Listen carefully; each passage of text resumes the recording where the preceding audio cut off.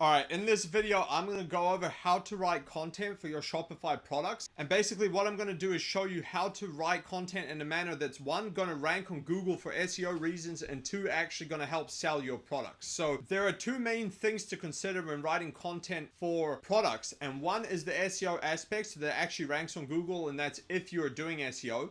And two is actually selling the product. Now, a big mistake that most e-com stores make is that they will just copy and paste some generic content either from the manufacturer's website, or they'll just make a very small list of features that they'll chuck on, and they put very little effort into this. And what you're going to find is that as the store gets larger, so there's more products, the less effort they put into each product, and then things get worse from there. And so if you can write good content, you're not only going to sell more, but you're more likely to rank above all the other stores as well. And I'm going to show you an example of what I mean here. So I'm going to use my e-com store as an example, which I've spoken about in some previous videos. Basically, I'm setting it up. It's going to sell coilovers, which are a type of suspension for performance cars. And there's various brands and car models that these are for. Now, what I want to show you is an example of how I would write content for some of these products, and then you should get the idea of how you would do the same. So if we go to my store, one of the main products that I'm using as an example right now are these specific coilovers made by the brand BC Racing for Nissan 350Z. That's just a car model. So now, let's say we're going to write content for this. So what I've already done is started writing something as an example in a previous video, but this will give us a good baseline to start with. Now, basically what you want to do when it comes to the content is you want to include all the main keywords that you actually want this product to rank for, and I'm going to show you how to find those in a second. And two, you want to make sure that you actually sell this product to a particular user. And that not only means telling them why they should buy it and what the benefits are, but also eliminating any possible objections they have, like, will this fit me, or will this work for my particular use case, or what material is it made out of, and all these questions that people might have, where if you don't answer them, they're not going to buy because they're not sure if it's going to work. These actually go hand in hand because a lot of these questions are actually keywords as well. And so if you can answer them, you're not only going to rank higher, but you're also going to make more sales. So what I recommend you do is you get a tool like SEMrush, which is going to allow you to input your main keyword, and then you can find out what keywords you should be showing up for and what people are actually searching. So if you don't have SEMrush, I'm going to put my affiliate link in the description below.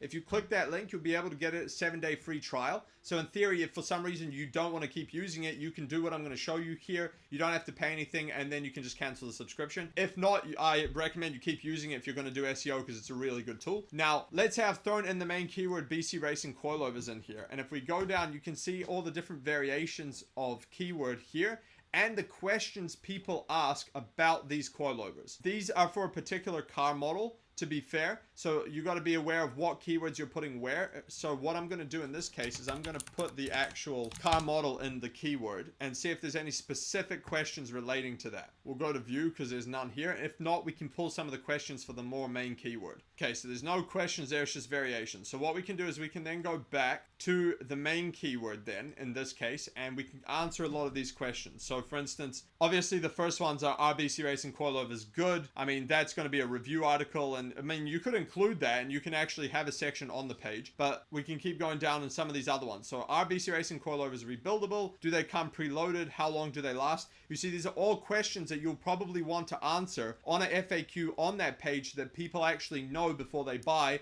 and then they're more likely to actually buy. So what I recommend you do is you take a notepad or another writing document software, and you just put the questions in there. You want to list them. So I'm just going to copy the lot, and we'll open up the rest of the questions and see if there's anything good in here. How low do they go? That's definitely something that's relevant. So you want to find all of these questions that are really relevant to the product that buyers want to know, and you want to make sure you answer them. Okay, so I've got a bunch of questions as examples here for you. Now what I'm also going to do is go into the main content, and we can just see the keyword variations, because this is also important. So actually I'm going to go back to the specific model first and use these. So we want to open this now. So now we can see also what keywords we need to include in this product. So we got FAQ here. Now we have review, true coilover. These are also in the FAQ, but I'm just going to write them down. You obviously want to include Nissan 350Z, which we already have. 53mm. That's a keyword we want to have here. Spring bucket. Part number. You could include that. You might not get traffic, but it's good to rank for that. 03 to 08, which is the year of the car. Diameter shocks. Z33. Extreme low. So type BR, which is the type of model of that particular product. So now we have a range of keywords that we need to include somehow in the content, and we have the FAQs here. So if we combine all of these elements, we're going to end up with content that's going to rank and help sell the product. So if we go back to the actual main product, so I've already got some base content here, but we can just build up from this. So we have FAQ here. What I'm going to do is I'm just going to copy and paste all the ones that we found. And so now I've set them all up as H3s under the FAQs. Now, one other note I want to make here from an SEO perspective is that these actually allow you to do internal linking, because now under these sections, I can link to the appropriate blog posts or other pages that are relevant to these questions, or I've already answered these questions in more detail. So if you want to know more about internal linking for Shopify, I'm going to put a link up above. I've already made a video about it. I highly recommend you go watch it, because that's going to help you a lot, and most shops don't do this, so it's going to give you a huge leg up. So now if we go back to where we were, what we can start doing is inserting the rest of the keywords into the rest of the content. So let's say we now know we need to include these keywords. What we can do is we have true rear already, because I already included that previously, and we have divorced rear as well. We've got that. True rear coilovers. I'm just going to put the word coilover there, and now we can remove that. We've got Nissan 350Z in the headline. We need to include 350 millimeter. So what we want to do is make sure that we have that somewhere in ideally one of the headlines. Let's say, for instance, true rear 53 millimeter coilover, divorced rear 53 millimeter coilover. You see? And now we've got that in there, making it appropriate. I would include, as we have diameter shock, I would actually put that as an FAQ, and then we could include the actual answer to that there. And that's a way to get that keyword in a H3 headline. I would include the year here. So you go 03 to 08, 350Z, BC Racing coilover specs. So these are some creative ways that you can actually get these keywords into these various headlines so that you're actually more likely to rank for them. Now, what you can also do, here's an H3 example, we can do extreme low here, and this can be under the specs section as well, and that can have its own specs too. So now we've got an H3 with extreme low in it. BC Racing type BR, we can include that there. So now it's car model specific, got type BR in it, coilover specs. We now have that keyword. We have Z33. We need to include that somewhere as well. I can include that in the H1 because theoretically that is actually appropriate. BC Racing coilovers for Nissan 350Z, Z33. And now we can remove that. So now the last two we have is Spring Bucket and Part Number. Now, Spring Bucket, I know the product enough to know that that's not really that appropriate. Not many people are going to search it, so I'm just going to remove that. Now, Part Number, it's also probably not going to help you get any customers, but it might. So if you really wanted to do it, you could, in theory, just put a section here. You could put an H3, or what is the part number? You could either put it as an H2 here if you just wanted, like, part number, and maybe that might actually help to let people know exactly what part number it is. You could theoretically put that as an H2 and then put whatever the part number is just as a blank filler. But yeah, so now we've got the part number in there. Now we have all these question headlines in here that we obviously need to answer, but what's good about this is we have the content here with the keywords, and so now we just need to go through and actually answer them. Now, one other thing you can do to get ideas of what you should write on these pages is actually go to either SEMrush or Google and type in the keyword once again and see what's actually ranking on page 1. So if we go down here, you can see we've got a bunch of different websites ranking for these specific keywords, and so this will give you an idea of what Google actually wants to see on that specific product page. Now, these are not always accurate. Sometimes certain niches or whatever are not that competitive, and so the content is not that good, but it will give you an idea of what you can include. Like, for instance, you can see here,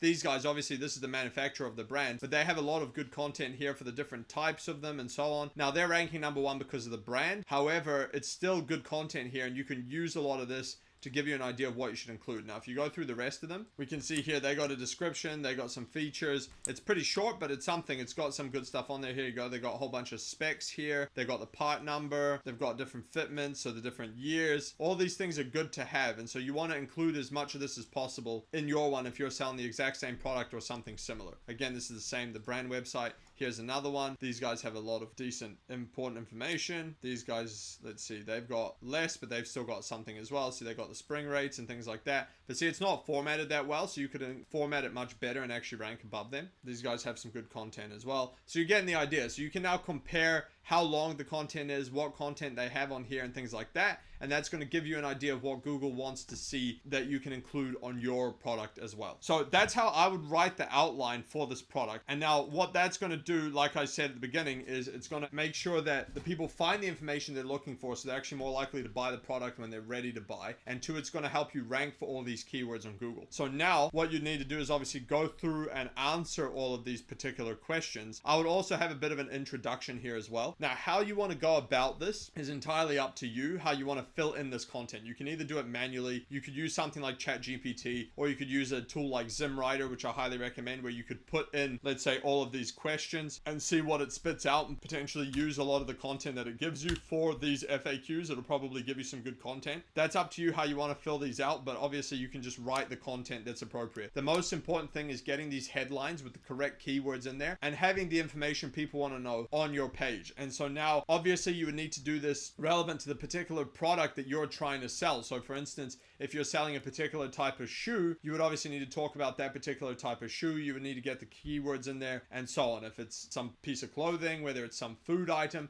whatever the case may be, you need to find out what keywords people are looking for to find your particular product so that you actually rank for those specific keywords. And you need to make sure that you're going for the correct keywords. And then you need to write all the content that they would want to know in order to actually buy this product. And obviously sell the product in a way that makes them want to buy it, because this is ultimately a sales page, and that's what people forget. This product page is ultimately a sales page for the product. And so you want to try and actually sell the product to people so that they want to buy it. And you do that by having good content on here. So that's how I write content for Shopify products. If you want me to coach you on how to SEO your Shopify store for only $49 a month, go to learndominatemarketing.com. And if you'd like us to do the SEO or do some other kind of marketing like Google Ads for your Shopify store, go to dominatemarketing.io, book a call with us there. Catch you on the next one.